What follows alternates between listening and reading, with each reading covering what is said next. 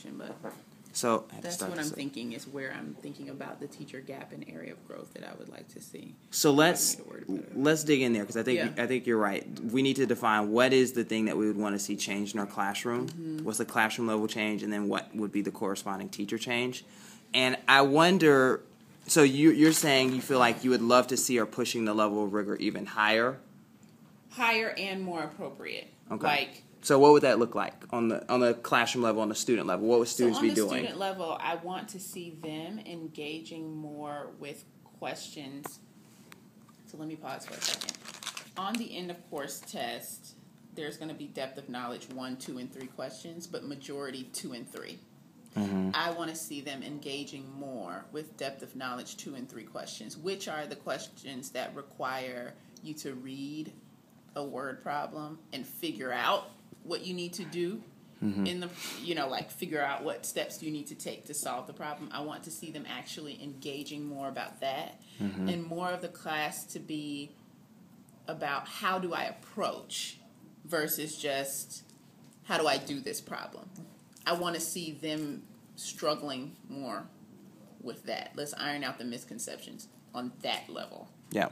And one quick thing, we didn't name this in the earlier part, but what's the overall student outcomes right now? Like the overall student level of learning? Is her classroom typical growth, more than typical growth? Where is she? Because I didn't look at a tracker, and I also didn't have a chance to. And this is my fault because I don't have my binder with me today with those averages that I was showing you that I was collecting for everyone. The last time that I looked at it, it was at typical. Okay. So her students are typical growth on low-level stuff at this point, which means that probably when she starts to have them interact with this higher-level stuff, it's going to be even harder for them to demonstrate mastery. Well, it was typical based on the assessments and things that she were giving for units 4 through 6. Okay. And are those assessments between factual, recall, and procedural? Okay. So between low-level and appropriate, but her numbers were creeping up. Mm-hmm. And we're going in the direction we needed to be, but she's not any more than typical. Yeah, I mean, I think this highlights an area that I also was wondering about that might need to be a potential student change as well, and teacher change, which was, while it was great that Antonio could tell me why what he was doing today was important, he couldn't tell me how he was doing in this class, and he couldn't tell me, and I think that's been a trend that we've seen with her class in particular, even though she's now tracking, it's still not translating to students themselves understanding how they're doing in the class. And I wonder if that's a secondary thing that we need to tackle with her. So I did put that under my test. Questions. The questions I put here were, what other strategies are you using to review? Because I was thinking at first engagement, activities, games, whatever. Yeah. And then the other question I put was, how does a teacher know if what she's reviewing is retained? Which I think is related to what you're doing, how do kids know, where they stand, where they need to be, and how is this review helping them along the way? So I think that's right, too. In which case... So if we were to name, it sounds like we've landed on 2 different student changes that we would want to see. One, you just named one in this bucket of, rigor. I want to see students engaging with level 2 and 3 kinds of problems in a very different way. Mm-hmm. And then I'm suggesting maybe there's an additional change around students themselves being able to articulate, here's how I'm doing in this class. And I think that's particularly important post the EOCT. They're going to have at least a few weeks to do something before the end of the year. And I think that phase of something could incorporate, the stuff that we've both been talking about, pushing their learning to the next level, and also getting students to at least understand what they've learned this year. Mm-hmm. I think that could be a really strong way for her to close out the year, as opposed to sort of, the test is here, and I'm just going to, everything else. So what I'm putting here, students need to know where they stand in the class, holistically, and I would also add, daily, as they're nearing the test, they should be able to speak towards, what are they accomplishing and mastering, what don't they know? What haven't they gotten? Right. Why do they need to come to this specific tutorial, perhaps, around this specific thing? I mean, it's clear that because she's picked out certain problems that they're going to review each day. Mm-hmm. It's clear that she knows, but I don't think they know. Well, I know that Antonio didn't know, but I wonder if the other kids know. And I think it's going to be important post-test, too. Like, so the test is passed. There's still some time left in the school year. What could we do? They need to know, all right, well, where do I need to still be pushed as a student?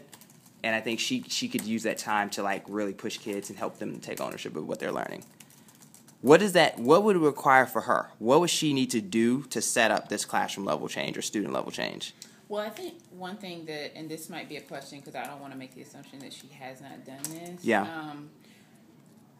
So another question I'm putting here is, what EOCT review materials do you use to plan?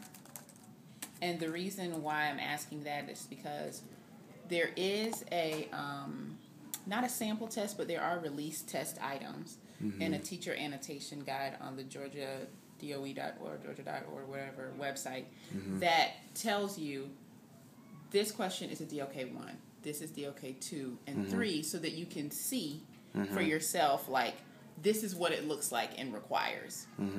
And I've used that guide to show students before, like, this is what the majority test is going to look like. You might have a sprinkling of these kind of questions. And I'm just wondering if she herself knows, so that as she's, like you said, it's clear that she's picking out specific problems.